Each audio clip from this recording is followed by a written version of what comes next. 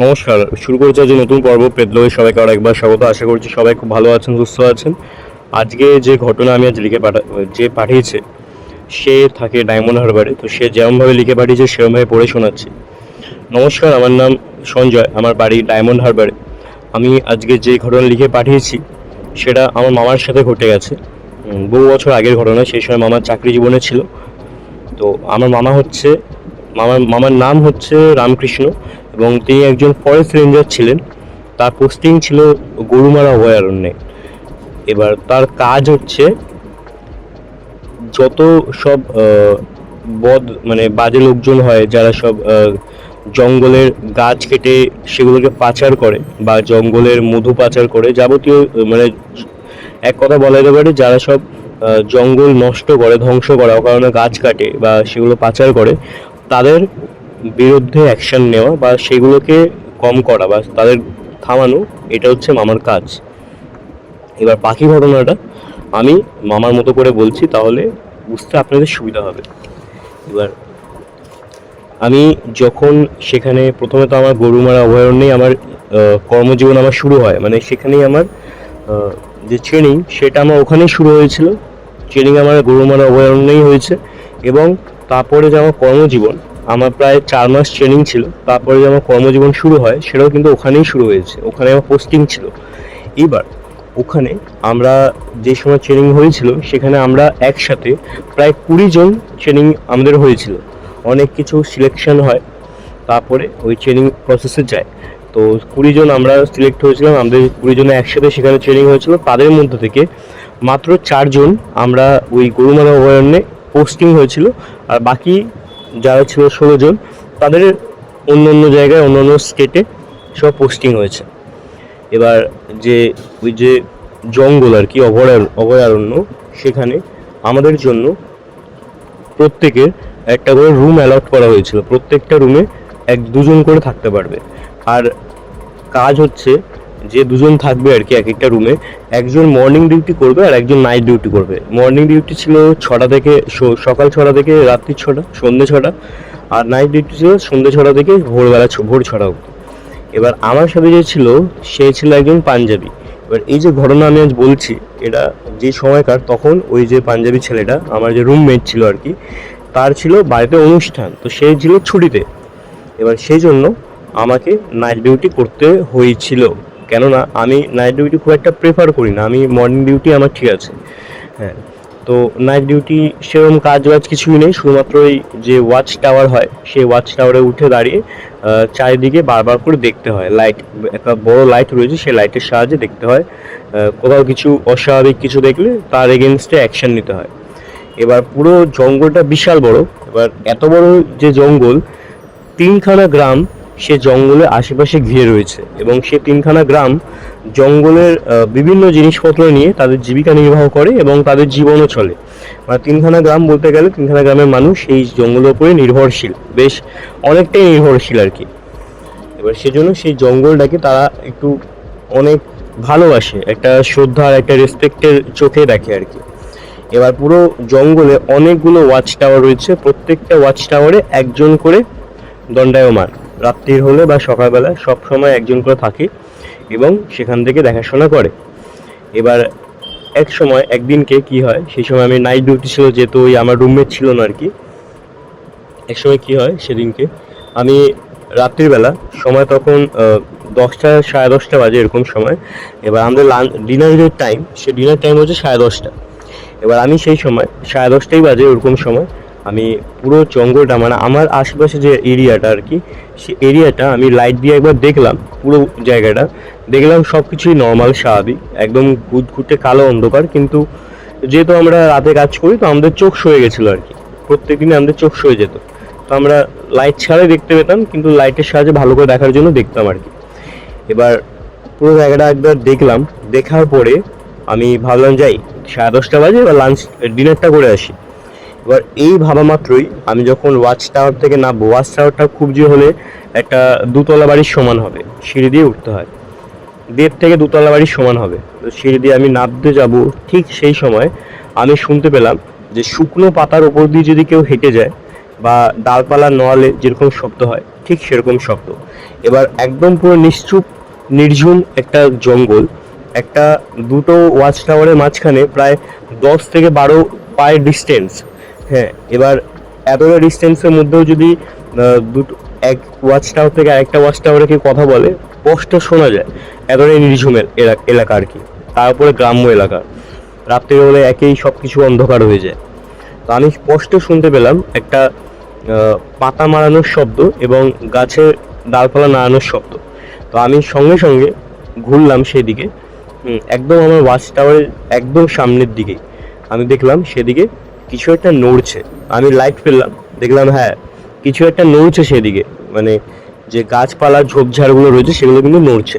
আমি সঙ্গে সঙ্গে আমার হাতের যে বড় টর্চ, সেই টর্চটা নিয়ে আর একটা লাঠি হাতে নিয়ে নেমে এলাম এবং সেদিকে গেলাম এগিয়ে। আমার যে ওয়াচ টাওয়ার সেখান থেকে খুব জোর হলে 7 থেকে 8 হাত দূরে হবে। তো আমি সেদিকে যাই, গিয়ে দেখছি যে অনেকক্ষণ ধরেই খচমচ খচমচ করে অনেক আওয়াজ আসছে, যেন কেউ সেখানে রয়েছে। আমি কে কে মানে আমি করে হাত মারাতেই দেখলাম একটা মেয়ে সেখান থেকে বেরিয়ে এলো।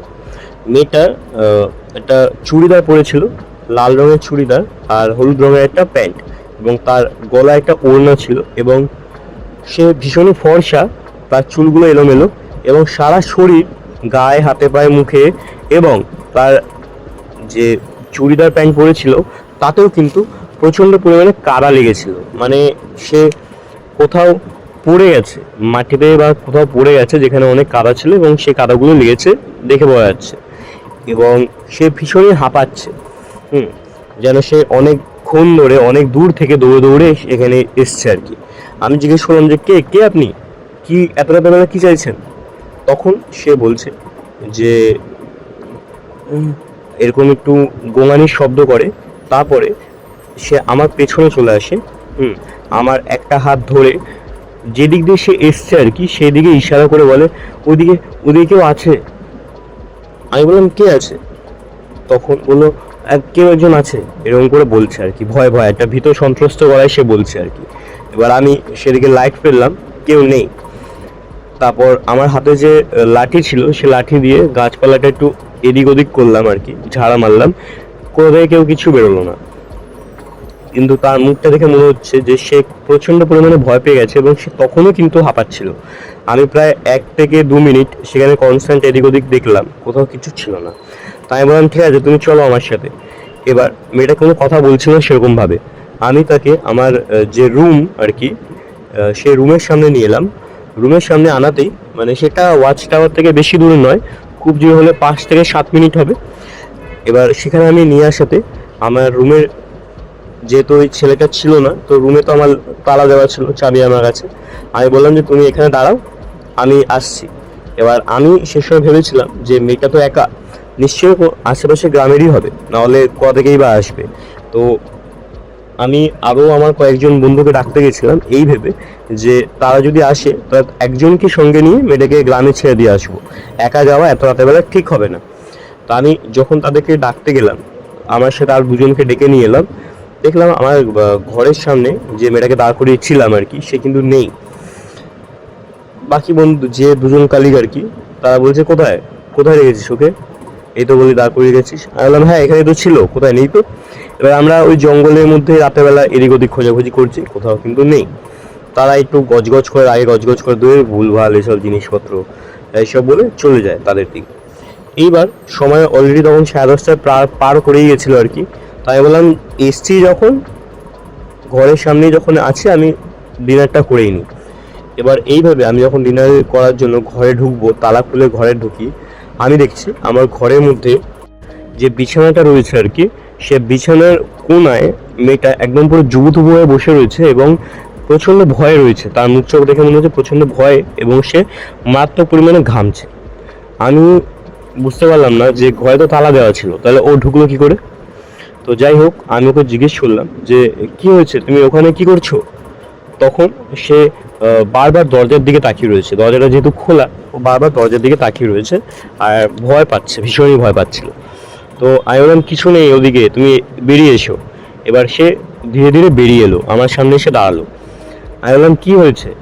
হ্যাঁ, কি চাইছো, তুমি কোথা থেকে এসছো, কে তোমার পেছন করেছে? তখন সে আমাকে বলছে যে সে নাকি সন্ধ্যেবেলায় তার বন্ধুদের সাথে হাঁটতে বেরিয়েছিল। এরপর সে নাকি অন্ধকারের মধ্যে রাস্তা হারিয়ে ফেলে এবং সেই জঙ্গলে ঢুকে যায়। এবার জঙ্গলে ঢোকার পরে সে আর বেরোতে পারছে না। সে যত এগোচ্ছে, সে যত বেরোনোর চেষ্টা করছে, সে ততই জঙ্গলে গভীরে ঢুকে যাচ্ছে। এবং তারপরে একটা বুনো শুয়োর নাকি তাকে তাড়া করেছিল। এবার তার সেই তাড়া, বুনো শুয়োরের হাত থেকে বাঁচতে বাঁচতে সে ভেতর দিকে আরো ঢুকে যায়। এবং তারপরে বুনো শুয়োরটা যখন তার পেছন ছেড়ে দেয়, তারপরে নাকি একটা শিয়ালও তার পেছন করে। এবং এই করতে করতে নাকি সে প্রায় 4 ঘন্টা 5 ঘন্টা এই জঙ্গলের মধ্যে এবং ঘুরে ঘুরে বেড়াচ্ছে, এবং শেষ অবধি সে এখানে এসে পৌঁছয়, মানে আমাদের সামনে এসে পৌঁছয়। আমি জিজ্ঞেস করলাম তোমার বাড়ি কোথায়, তখন সে আর কিছু বলছে না। বললাম জঙ্গলের, ও শুধু একটাই কথা বলছে যে আমাকে একটু জঙ্গলে বাইরে বের করে দিন। এবার তারপর আমি বললাম যে ঠিক আছে, তুমি দাঁড়াও এখানে। এই বলে আমি আমার একটা বন্ধুকে ডেকে নিয়ে আসি। সেই ছেলেটা আমার সাথে ট্রেনিং নিয়েছিল আর কি। তো তাকে আমি ডেকে নিয়ে এলাম, বললাম চল ভাই একটু ছেড়ে দিয়ে আসবো। তো সে আমার সাথে গেল। হুম। ও, যখন আমরা যাচ্ছি একটা শর্টকাট ইউজ করে আমরা জঙ্গলে বাইরে বেরোচ্ছিলাম আর কি, ও বারবার আমার হাতটাকে ধরছে। আর যখনই সে আমার হাতটাকে ধরছে, আমার পুরো শরীরটা যেন শিউরে উঠছে, যেন সেটা হাত না, কোনো একটা বরফের টুকরো। হুম। যেন কেউ বরফের একটা টুকরো দিয়ে আমার হাতে টাচ করছে। সে কিন্তু আমার যে ইউনিফর্ম, সেই ইউনিফর্মের ওপরেই হাত দিচ্ছে, মানে জামার ওপরেই সে হাত দিচ্ছে। তারপরেও যেন মারাত্মক পরিমাণে ঠান্ডা আমি একটা বুঝতে পারছিলাম, যেন আমার পুরো হাতটা, যখনই হাত দিচ্ছে মনে হচ্ছে পুরো হাতটা আমার অবশ হয়ে যাচ্ছে, এরকম একটা ব্যাপার। তো যাই হোক, সে কোনো কথা বলছে না রাস্তার মধ্যে যেতে যেতে। তো যাই, এবার গ্রামের জঙ্গলের বাইরে বেরোলাম। প্রায় 20 মিনিট সময় লেগেছিল, একটা কথাও সে বলেনি। যখনই বিভিন্ন রকমের শব্দ হচ্ছে আর কি, এই জন্তু জানোয়ারের শব্দ এবং অনেক পাখি, পেঁচা, সব সমস্ত শব্দ হচ্ছে, আর সে ভয় পাচ্ছে আর আমার হাতটাকে চেপে চেপে ধরছে। এবার গ্রামের দিকে যখন আমরা যাই আর কি, জঙ্গল থেকে বেরিয়ে যাই, তারপরে ও আমাকে বললো যে ঠিক আছে, আপনাদের আর যেতে হবে না, আমি চলে যাবো। তখন আমি বললাম যে একটু ছেড়ে দিয়ে আসি, কোন গ্রামে থাকো তুমি, কারণ 3টে গ্রাম রয়েছে একদম পাশাপাশি। তখন বলছে আমি চলে যেতে পারবো, গ্রামের লোকজন দেখলে খারাপ ভাববে, আপনাদের দোষারোপ হবে। তখন আমার যে বন্ধুটা, ও বললো হ্যাঁ ঠিকই বলেছে, চল আর ছেড়ে দে। এই বলে সে গ্রামের দিকে এগিয়ে গেল। এবং আমরা জাস্ট ঘুরে জঙ্গলের পথে আবার ঢুকবো, খুব জোর হলে 5 থেকে 6 সেকেন্ড। যখন আমি আবার মানে জঙ্গলের রাস্তায় ঢোকার আগে আবার যখন সেদিকে তাকাই, দেখলাম সেখানে কেউ নেই। যে মেয়েটা এক্ষুনি আমাদের সামনে দিয়ে এই গ্রামের রাস্তার দিকে এগিয়ে গেল, এখন দেখছি সেখানে কেউ নেই। আমি অবাক। এবার আমি যে আমার বন্ধুকে বলতে যাবো, বন্ধু অনেকটা এগিয়ে চলে গেছে, ওকে যে আমি ডেকে দেখাবো সেটার উপায় নেই। আমি লাইট ফেলে, টর্চ ফেলে সেদিকে দেখলাম যে না, সেখানে কোথাও কিচ্ছু নেই। আর এমনও নয় যে কোনো গাছের ফাঁকে ঢুকে আছে বা কিছু, কোথাও কিছু ছিল না। তো যাই হোক, আমি এগিয়ে এলাম, আবার বন্ধুদের সাথে আমাদের কাজে জয়েন করে গেলাম। পরের দিনকে যেটা হলো সেটা হচ্ছে 10:30 বাজে রাত্রির বেলা।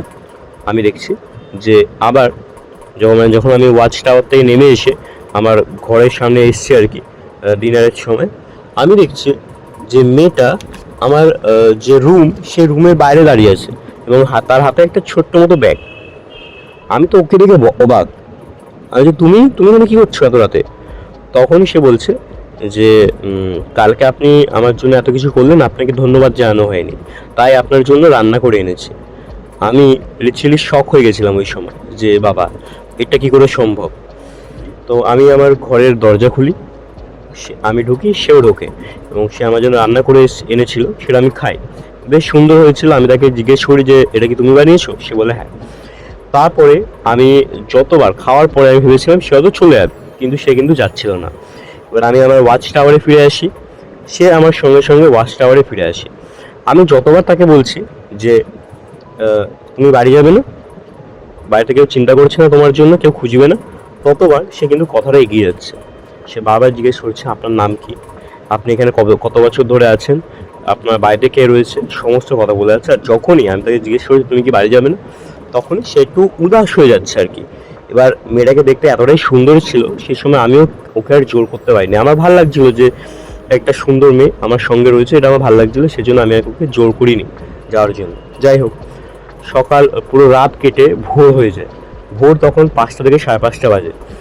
ও সারা রাত আমার সাথে জেগেছিল ওয়াচ টাওয়ারে। এবং আমি কাজও করছি, চারিদিকে নজরও রাখছি এবং তার সাথে কথা বলে যাচ্ছি বিভিন্ন রকমের কথা। এবার 5:30 বাজে, সেই সময় আমি ওকে বললাম যে তুমি একটু দাঁড়াও, আমি একটু টয়লেট করে আসি। এবার আমি টয়লেট করে এলাম, টয়লেট করতে নামলাম, নেমে আবার যখন টয়লেট করে উপরে গেলাম ওয়াচ টাওয়ারে, দেখছি সেখানে কিন্তু মেয়েটা ছিল না। আমি ভালো করে দেখলাম, ছিল না। আমি নিচে নেমে এলাম, আশেপাশে দেখলাম, তখন আলো ফুটে গেছে, কোথাও কেউ নেই। এবার আমি যে টয়লেট করছিলাম সেখান দিয়েই কিন্তু ওকে যেতে হবে, পাস করতে হবে, কিন্তু আমি কিন্তু ওকে দেখতে পাইনি।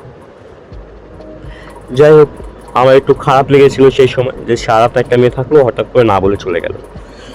এবার পর দিনকে আমি সেদিনকে আমার ডিউটি শেষ করে আমি শুয়ে পড়ি। সকালবেলা আমি ঘুমাই, একদম ভোরবেলা রাত্রিবেলা মানে সন্ধ্যে 5টা 5:30টার সময় উঠি, উঠে আবার 6:30 থেকে আমাদের জয়েনিং করতে হয়, 6টা 6:30 থেকে। তো যাই হোক, আমি আবার জয়েন করার সময় যখন উঠবো আর কি, বিকেলবেলা ঘুম থেকে উঠলাম, আমার শরীরটা কিন্তু প্রচণ্ড খারাপ লাগছিল। মানে মনে হচ্ছে সারা শরীরটা যেন ভারী হয়ে রয়েছে। আমি যতবার আমার বিছানা থেকে উঠতে যাচ্ছি যেন মনে হচ্ছে কেউ আমাকে ধাক্কা মেরে বিছানা ফেলে দিচ্ছে, যে উঠতে হবে না, শুয়ে থাকে, এরকম একটা ব্যাপার। মাথাটা প্রচণ্ড ভার হয়েছিল। তো ডিউটি জয়েন করতেই হবে, কিছু করার নেই, সেজন্য আমি আবার উঠলাম, উঠে কাজে গেলাম। গিয়ে যখন রাত্রির বেলা সেদিনকে আবার আমি দেখলাম, আমি যখন ডিনার করার জন্য আবার আমার রুমে ফিরে এলাম, সেমভাবে সেই মেয়েটা সেদিনকেও ওখানে দাঁড়িয়েছিল আমার জন্য, তার হাতে একটা ছোট্ট ব্যাগ নিয়ে। আমি বললাম আজকে আবার? তখন সে বলছে হ্যাঁ, কি হয়েছে তাতে। এবার আমি দরজা খুলি, সে আমার সাথে আসে, সে খাবারটা দেয়, আমি খাই। খাওয়ার পরে সে আবার আগের দিনের মতো সেমভাবে আমার সাথে ওয়াচ টাওয়ারে চলে যায় এবং সারা রাত সে আমার সাথে কথা বলতে শুরু করে। এবার আমি সেদিনকে যতবার জিজ্ঞেস করছি যে তোমার নাম কি, সে বলছে প্রিয়া। তারপরে যতবার জিজ্ঞেস করছি যে তোমার বাড়িতে কে রয়েছে, সমস্ত কিছু বলছে, যে বাবা রয়েছে, ভাই রয়েছে, মা রয়েছে, ঠাকুমা রয়েছে। কিন্তু যখনই আমি তাকে জিজ্ঞেস করছি যে তুমি কোন গ্রামের, তখন কিন্তু সে আর কিচ্ছু বলছে না। আর একটা কথা, যখন আমি তাকে জিজ্ঞেস করছি যে তুমি এত রাতের বেলা এখানে এসছো, তোমাকে কেউ খুঁজবে না, তোমার বাবা মা খোঁজ করবে না, চিন্তা করবে না তোমার জন্য, ততবার সে কথাটাকে এড়িয়ে যাচ্ছে, আর না হলে মুখটা উদাস হয়ে বসে রয়েছে। সেই জন্য আমিও বারবার কিছু বলিনি ওকে। সেকেন্ড দিন সেমভাবে যায়। তো আমি তাকে জিজ্ঞেস করি যে তুমি আগের দিন রাতেরবেলা আমাকে, ভোরবেলা তুমি আমাকে না বলে চলে গেলে কেন? তখন সে সেই কথার উত্তরের পরিপ্রেক্ষিতে আমাকে বলে যে ভোর হয়ে গেছিল, তো গ্রামের লোকজন যদি দেখে নেয় যে আমি জঙ্গল থেকে ফিরছি রাতেরবেলা, তো একটু সমস্যা হতে পারতো, সেই জন্য আমি আর কিছু না বলে তাড়াতাড়ি করে বেরিয়ে যাই। তো সেদিনকে ভোরবেলায় কিন্তু মানে ভোর যখন হয় আর কি, সেদিনকে আমাকে ও বলেই যায় যে আমি এবার আসি, এ বলে সে চলে যায়। সেদিনকে আমি যখন আবার ডিউটি শেষ করে সকালবেলা 6টা বাজে, 6:30 বাজে, আমি যখন আমার রুমে ঢুকি, ঘুমাই, প্রচণ্ড পরিমাণে শরীরটা খারাপ লাগে।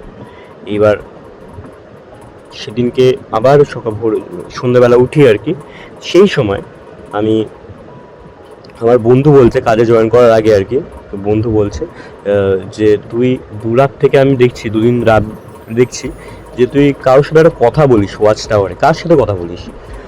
যে বন্ধুরা আমার সাথে গেছিলো আর কি ওই মেয়েটাকে ছাড়তে রাতেরবেলা, সেই বন্ধুরাই বলেছে যে আমি দেখছি তুই 2 রাত ধরে কারোর সাথে কথা বলছিস ওয়াচ টাওয়ারে দাঁড়িয়ে দাঁড়িয়ে একা একা। কার সাথে কথা বলিস?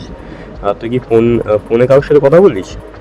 আমি বললাম ফোনে কেন কথা বলবো রে, তুই ওই মেয়েটাকে দেখতে পাসনি? আমি যে, সে বন্ধুরা বলছে কোন মেয়ে? আমি বললাম আরে যাকে আমি আর তুই ছাড়তে গেলাম রাতেরবেলা, সে তো 2 দিন রাত ধরে আমার সাথে আসছে, আমার জন্য খাবার নিয়ে আসে রে। এবং আমি যখনই ওকে বলি যে তুমি চলে যাও, রাত্রি হচ্ছে, বাড়ি যাও, ও যায় না, ও আমার সাথে ওয়াচ টাওয়ারে বসে থাকে, আমার সাথে গল্প করে, ভোরবেলা হলে চলে যায়। আমার বন্ধুরা একদম পুরো আকাশ থেকে পড়ছে। ও বলছে যে এটা কি করে সম্ভব রে ভাই, তুই তো ওয়াচ টাওয়ারে একাই থাকিস, তোর সাথে আবার কে থাকে?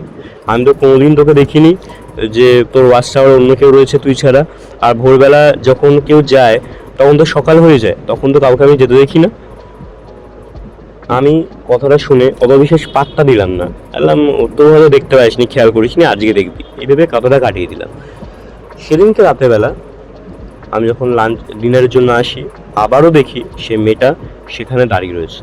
এইবার কি হয়, আমি তাকে বলি যে তুমি আজকে আবার এসছো? ও আমাকে বলছে, কেন তোমার কি পছন্দ হচ্ছে না আমি আসি প্রত্যেক দিন? আমি তখন কি বলবো, আমি বললাম না না সেটা কেন, আমার ভালোই লাগে তুমি আসো, কিন্তু এত রাতের বেলা একটা মেয়ে এত জঙ্গলের মধ্যে এসছো, তোমার ভয় করে না বা আমার কিছু বলে না? তখন সে কথা উড়িয়ে বলে, ভয় করবে কেন, আমাকে কত লোকে ভয় করে, আমি কেন ভয় করতে যাবো? এই কথাটা আমি ঠিক বুঝতে পারলাম না, সেই সময় দাঁড়িয়ে আমি বুঝতে পারিনি, আমি হচ্ছে মজা করছে আর কি মারছে। তো আবারও সে যে খাবারটা এনেছিল সে খাবারটা আমি খাই, খেয়ে আমার সাথে সে আবার ওয়াচ টাওয়ারে যায়। এবার আমি সেদিনকে রাতের বেলা কথা বলছি দেখে আমার যে বন্ধুটা সে আমার পাশের ওয়াচ টাওয়ারটা দিয়েছিল আর কি, সে আমার দিকে তাকায় এবং তার হাতের যে টর্চটা সে টর্চ দিয়ে আমার ওয়াচ টাওয়ারে আলো ফেলে এবং দেখে যে কেউ রয়েছে কিনা। সে অনেকক্ষণ ধরে টর্চ মেরে দেখার চেষ্টা করে, কিন্তু আমি বুঝতে পারছিলাম না সে দেখতে পেয়েছে কি পায়নি। যাই হোক, পরের দিনকে ভোর হয়, সে চলে যায়। ওরা ফেরার সময় ও আমাকে বলছে, যখন আমাদের ডিউটি শেষ হয়, ডিউটি শেষ হওয়ার পরে আমরা একটা রেজিস্ট্রি রয়েছে, যে হেড অফিস আমাদের, সেই হেড অফিসে একটা রেজিস্ট্রি রয়েছে, সেখানে আমাদের নাম লিখতে হয়, সাইন করতে হয় যে ডিউটি শেষ হয়েছে, এবং জয়েন করার আগেও লিখতে হয়, জয়েন করার পরেও লিখতে হয় ডিউটিতে। তো সেই সময় বলছে, আমি ওকে জিজ্ঞেস করলাম, কি রে কালকে আরো দেখেছিলি মেয়েটাকে? তো বলছে না, আমি তো দেখতে পাইনি, আমি কতবার আলো ফেললাম, আমি তো কাউকে দেখতে পাইনি। এই কথাটা সে আমাকে বলে। তাহলে আমাদের খিল্লি মারছে, অন্ধকার তো দেখতে পাইনি সেজন্য হয়তো বলছে, আমি অত বিশেষ পাত্তা দিইনি কথাটা।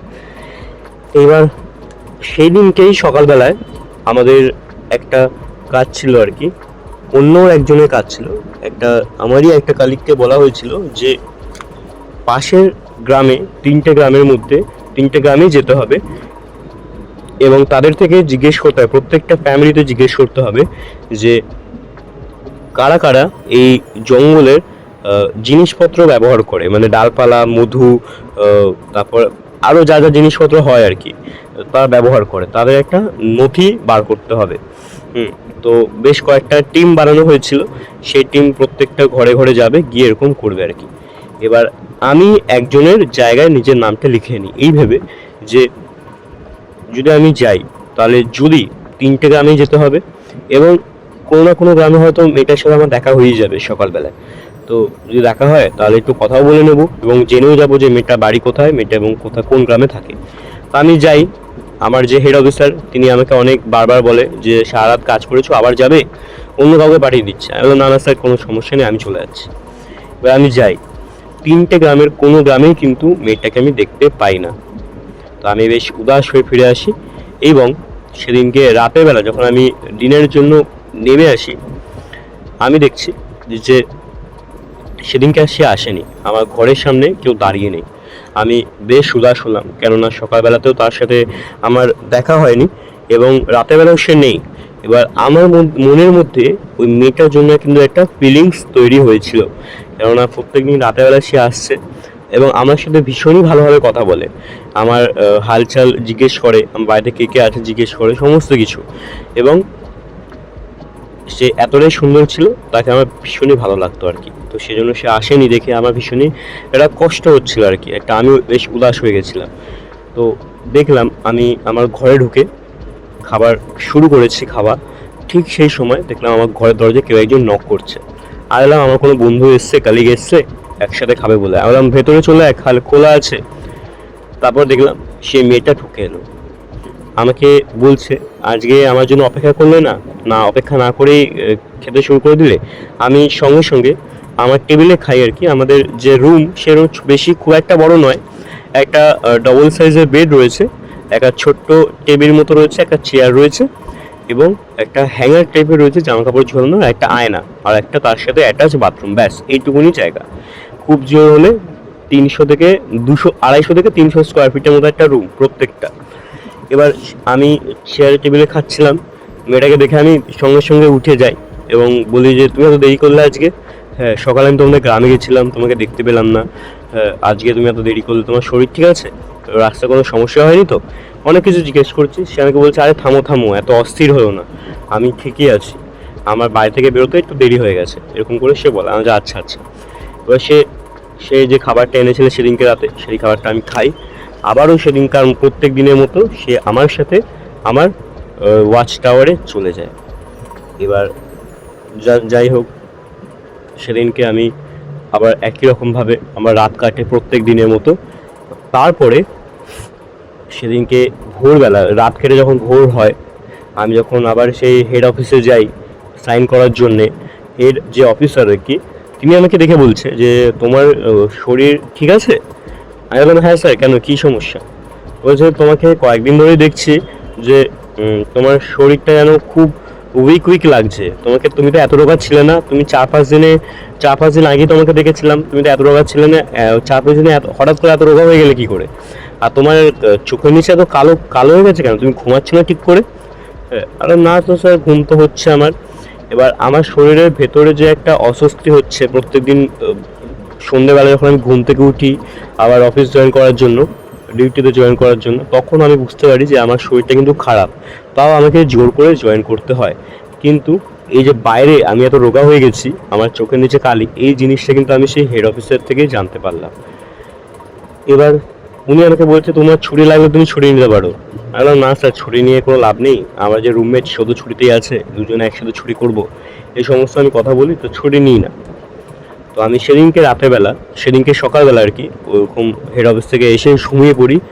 আমার এতটাই শরীর খারাপ হয়, এতটা জ্বর চলে আসে যে আমার সেদিনকে আর আমি ঘুম থেকে উঠতেই পারিনি, মানে আমি বিছানা থেকে উঠতে পারিনি। রাত্রির মানে ডিউটিতেও জয়েন করতে পারিনি। রাত্রির সেই সময় 10টা 10:30 বাজে, দেখলাম আমার ঘরের দরজায় কেউ যেন নক করছে। মানে আমি সারাদিনই শুয়েছিলাম আর কি, রাত 10:30টার সময় ঘরের দরজায় কেউ নক করছে। আমি বললাম খোলা আছে। সে মেয়েটা ঘরে ঢুকে এলো। মেয়েটা ঢুকে বলছে যে তুমি আজকে কাজে যাওনি? বললাম না, আমার শরীর খারাপ, ভীষণই জ্বর হয়েছে। তো সে আমার পাশে এসে বসে আমার বিছানায়, বসে বলছে যে কই দেখি কত জ্বর। এবার সে আমার গায়ে হাত দেয়। আর ঠিক সেই সময় আমার সেই ফিলিংসটাই আসে যেটা সে প্রথম দিন এসেছিল, যখন সে আমার হাত ধরেছিল। একটা ঠান্ডা শীতল হাত, পুরো শরীর আমার কেঁপে উঠেছিল, সেই সময় শিউরে উঠেছিল। আর সে তখন আমার গায়ে একটু জল পড়তে দিয়ে দেয় কপালে, এবং সেটা যে রান্নাটা করে এনেছিল সেটা আমাকে নিজের হাতে খাইয়ে দেয়। তো আমি এত কিছু হচ্ছে, আর সেই সময় আমি ঠিক করে নিয়েছিলাম যে আমি আমার নিজের মনের কথাটা ওকে আমি বলবো, যে আমার ওকে পছন্দ, তোমার কি আমাকে ভালো লাগে, এই কথাটা আমি ভেবেই নিয়েছিলাম যে আমি ওকে বলবো। কারণ একটা মেয়ে হচ্ছে হঠাৎ করে এসে আমার এত খেয়াল রাখছে, আমার জলপট্টি দিয়ে দিচ্ছে আর নিজের হাতে খাইয়ে দিচ্ছে। তো খাবার দাবার শেষে আমি বিছানায় বসে রয়েছি, সে আমার পাশে বসে আছে। আমি তখন তাকে বলি যে একটা কথা বলবো, রাগ করবে না তো? তখন সে বলছে হ্যাঁ বলো না, কি বলবে। আমি বললাম তোমার আমাকে কেমন লাগে? ও আমাকে হেসে কথাটা বললো যে ভালোই লাগে, খারাপ লাগবে কেন, তুমি একটা ভালো মানুষ। তখন আমি তাকে বললাম না না, মানুষ হিসেবে তো বুঝলাম, কিন্তু এমনিতে তোমার আমাকে কেমন লাগে? তখন সে বলছে আমার তো তোমাকে ভালোই লাগে, সেই জন্য তো বারবার প্রত্যেক দিন রাতের বেলা আসি তোমার কাছে, এরকম করে সে আমাকে বলে। এইবার সে আমাকে জিজ্ঞেস করছে যে কেন, কি হয়েছে? তো আমি তাকে বলি যে আমি তোমাকে কিছু বলতে চাই। তখন সে আমাকে বলছে হ্যাঁ বলো না, কি হয়েছে? আমি বললাম যে আমার তোমাকে খুবই ভালো লাগে, তুমি কি আমাকে বিয়ে করবে? ডিরেক্ট আমি বলেছিলাম। আর সেই সময় সে একদম হো হো করে হেসে ওঠে। বললাম তুমি হাসছো কেন? আমি হাসি মতো কি কথা বললাম? তখন সে বলছে তুমি আমার সাথে যেতে পারবে না। আমি বললাম কেন, আমি তোমার সাথে যেতে পারবো না কেন? ও আমাকে বলছে যে আমি যেখান থেকে এসেছি তুমি সেখানকার মানুষ নও, তুমি সেখানে যেতে পারবে না। আমি ওখান থেকে তোমাদের এখানে আসতে পারি, কিন্তু তুমি আমার সাথে ওখানে যেতে পারবে না। বললাম কেন যেতে পারবো না? আমি যাব, তুমি কোথায় থাকো, তোমার বাড়ি বলো, আমি যাব তোমার সাথে, আমার তোমাকে খুব ভালো লাগে, আমি তোমাকে বিয়ে করতে চাই, এরকম করে আমি সেটাকে বলি। তখন সে আমাকে বলছে যাবে তুমি আমার সাথে, সত্যি যাবে? বললাম হ্যাঁ যাব, চলো আমাকে নিয়ে চলো, কালকে আমি যাব তোমার সাথে। তখন সে মেয়েটা আমাকে বলছে কালকে কেন, তুমি চাইলে আমি তোমাকে এক্ষুনি নিয়ে যেতে পারি। তখন আমি বললাম যে ঠিক আছে চলো তাহলে। এবার সে বলছে আমি মেয়েটার সাথে যাওয়ার জন্য রাজি হয়ে যাই। এবার আমি তার সাথে যাচ্ছি, হ্যাঁ, জঙ্গলে অন্য একটা রাস্তা দিয়ে সে আমাকে নিয়ে যাচ্ছে, বেশ অনেকটা। আমার হাতে একটা টর্চ ছিল, আমার পকেটে মোবাইল ছিল, আর ওই যে লাঠি, সে লাঠিটা আমার হাতে নিয়েছিলাম। এবার ও আমার সাথে চলছে, ও আগে আগে চলছে, আমি পেছনে চলছি। বেশ অনেকটা, মানে আমি যখন ঘড়ি দেখলাম প্রায় 35 মিনিট আমরা হেঁটে অতিক্রম করে এসেছি, এবং কোনো কিছুর কোনো কুল কিনারা পাচ্ছি না, আশেপাশে শুধু জঙ্গল আর জঙ্গল। আমি ওকে জিজ্ঞেস করলাম যে তুমি আমাকে কোথায় নিয়ে যাচ্ছ, তোমার বাড়িতে নিয়ে যাচ্ছ, বাড়ি কোথায় তোমার, এদিকে তো গ্রাম নেই কোনো। তখন সে আমাকে বলছে চলো না, তুমি চলো, আমি নিয়ে যাচ্ছি তোমাকে। তো আমাকে সে নিয়ে যাচ্ছে। আরও 10 মিনিট হাঁটার পরে আমি একটা শব্দ পেলাম, সেটা হচ্ছে নদীর বয়ে যাওয়া শব্দ। যখন একটা নদী যার ভীষণ স্রোত, সেটা যখন বয়ে যায় যে এরকম আওয়াজ হয় আর কি, ঠিক সেই আওয়াজটা আমি পাচ্ছিলাম। এবার আমি বুঝতে পারি যে কোন জায়গাটা সে আমাকে নিয়ে এসছে, কারণ এই নদীর পাড়ে আমি আগেও বহুবার এসেছি, অনেকবার এসেছি আর কি। তো আমি যখন সেই নদীটাকে দেখতে পেলাম আর কি, নদী থেকে আমি খুব যে হলে 15-20 পা দূরে আমি দেখতে পাচ্ছি আমার সামনে নদীটা বয়ে যাচ্ছে। তো তখন সে দাঁড়িয়ে পড়ে। আলাম এখানে দাঁড়ালে কি হয়েছে? তো সে আর কোনো কথা বলছে না। এবার আমি এদিক ওদিক টর্চ ফেলছি, আমি দেখছি নদীর পাড়ে একদম একটা কারোর জন্য একটা বডি পড়ে আছে। আলাম কি হলো, এটা কে পড়ে আছে, কার বডি? আর একটা কথা, সে কিন্তু প্রত্যেক দিন, মানে এই যে প্রত্যেক দিন রাতের বেলা সে আসতো আর কি, প্রথম দিন যে চুড়িদারটা পরে এসেছিল আর কি, লাল রঙের চুড়িদার আর হলুদ রঙের প্যান্ট, প্রত্যেকদিন সেম চুড়িদারই পরে আসতো আর কি। এবার আমি দেখছি একটা বডি পড়ে রয়েছে। এবার আমি দৌড়ে সেখানে যাই, দৌড়ে গিয়ে দেখছি বডিটা উপুর হয়ে পড়ে রয়েছে। হ্যাঁ, তার মুখ, পেট সমস্ত কিছু নিচের দিকে, এবং তার পিঠটা উপরের দিকে আর কি, এবং তার শরীরে বিভিন্ন জায়গায় ক্ষত বিক্ষত হয়ে আছে। মানে দেখে মনে হচ্ছে কোনো জন্তু জানোয়ার খুবলে খেয়েছে, এবং পুরো শরীরটাকে ঘিরে মাছি ভন ভন করছে। এবার আমি সঙ্গে সঙ্গে তাকে যখন তার শরীরটাকে উল্টাই আর কি, তার মুখটাকে ওপর দিকে তুলি, আমি দেখছি যে সেটা আর কেউ নয়, সেটা হচ্ছে প্রিয়া। এবার আমি যখন ওখানে দাঁড়িয়েছিলাম, আমি বোঝার চেষ্টা করছিলাম, যে দেখছিলাম ওর শরীরে এত ঘা রয়েছে, এত ক্ষতবিক্ষত, সেগুলো আমি যখন দেখছিলাম, এবং আমি পেছন ঘুরে যখন আমি প্রিয়াকে ডেকেছিলাম যে প্রিয়া এদিকে এসো, আমি কিন্তু তখন প্রিয়াকে দেখতে পাইনি। আমি ভেবেছিলাম হয়তো ও বোধহয় জল ফল আনতে গেছে বা কিছু। তো আমি যখন সেই বডিটাকে ঘোরাই, আমি দেখছি প্রিয়া ওখানে পড়ে রয়েছে, যার গায়ে ক্ষতবিক্ষত দাগ, এবং সেখান থেকে রক্ত পড়ছে, মাংস খুবলে খেয়েছে কোনো মনে হচ্ছে। এবং একদম প্রথম দিন যেমন করে সে এসেছিল, তার গায়ে কাদামাটি মেখেছিল আর কি, ঠিক সেরকমভাবে কাদামাটি মাখা, এবং একই রকমের লাল রঙের চুড়িদার আর হলুদ রঙের প্যান্ট, এবং তার গলায় যে লাল রঙের একটা ওড়না হাঁসের মতো লেগে রয়েছে। আমি দেখে ছিটকে পড়ে যাই সেখানে। আমি পেছনে ঘুরে তাকাই, আমি দেখছি যে আমার পেছনে প্রিয়া দাঁড়িয়ে রয়েছে, আর তার মুখ চোখ একদম পুরো চেঞ্জ হয়ে গেছে।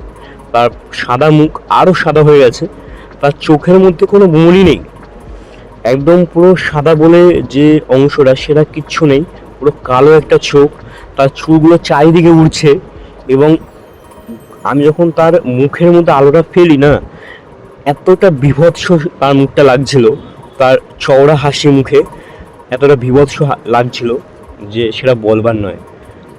আমাকে দেখে বলছে যে যাবে না আমার সাথে, চলো। আমি তো বলেছিলাম তুমি আমার সাথে যেতে পারবে না আমার জায়গায়, তুমি তো বারবার বলছো যে যাবে, চলো আমার সাথে চলো। এই বলে সে আমার দিকে তেড়ে আসে, আর আমি সেই সময় ওখানে অজ্ঞান হয়ে পড়ে যাই। আমার যখন জ্ঞান ফেরে, তখন আমি দেখছি যে আমি আমার রুমে রয়েছি, এবং আমাকে চারিদিকে ঘিরে আমার কলিগ রয়েছে, এবং যে হেড অফিসার তিনি রয়েছেন। আমি বলি যে আমি এখানে কি করে এলাম? তখন তারা বলছে যে তুমি ওখানে কি করে গেলে অত রাতের বেলা, তোমার তো শরীর খারাপ ছিল, তুমি তো অফ ডিউটি নিয়েছিলে। আমি তাদের সমস্ত ঘটনা বলি, বলার পরে আমি জিজ্ঞেস করি যে আমাকে এখানে কে নিয়ে এলো। তখন আমার যে কালিগ আর কি, যে বন্ধুটা আমার সাথে গেছিলো আর কি প্রথম দিন, সে বলছে যে গ্রামেরই একজন মাছ ধরতে এসেছিল নদীতে, সে দেখেছে, দেখে আমাদের খবর দেয়। তো তার থেকেই নাকি জানতে পারা গেছে যে ওই যে মেয়ে, সেই মেয়েটার বাড়িতে নাকি কেউ নেই। এবার কেউ একজন ফরেস্ট রেঞ্জারদের মধ্যে কেউ একজন একজন অফিসার আর কি ওই মেয়েটাকে পছন্দ করতো, কিন্তু মেয়েটার ওকে পছন্দ ছিল না। তো অফিসারটা নাকি অনেকবার মেয়েটাকে অ্যাপ্রোচ করে তাকে বিয়ে করার জন্য, কিন্তু মেয়েটা রাজি হয়নি। এইবার যেহেতু সে রাজি হয়নি, সেজন্য তার মাথা গরম হয়ে গিয়েছিল এবং সে মেয়েটাকে রেপ করে। রেপ করার পরে বাড়ির যে যতজন মেম্বার ছিল প্রত্যেককে সে মেরে ফেলে। হ্যাঁ, বাবা মা ভাই আর ঠাকমা, এই চারজন প্রত্যেকে সে মেরে ফেলে এবং মেয়েটার বডিটাকে নিয়ে এসে ওই জঙ্গলের মধ্যে নদীর ধারে ফেলে দেয়। এই কেসটা প্রায় 5-6 দিন আগের কেস।